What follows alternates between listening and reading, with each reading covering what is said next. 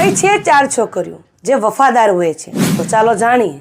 એ પહેલાં મારા વિડીયોને લાઈક કમેન્ટ શેર જરૂરથી કરી દેજો અને જય માતાજી જરૂરથી લખી દેજો.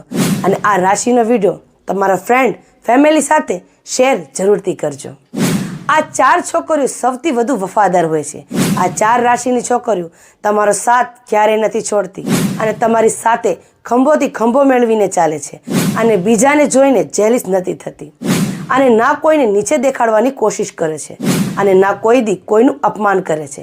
આ લોકો જેવા મનની અંદર હોય છે એવા જ બહાર હોય છે.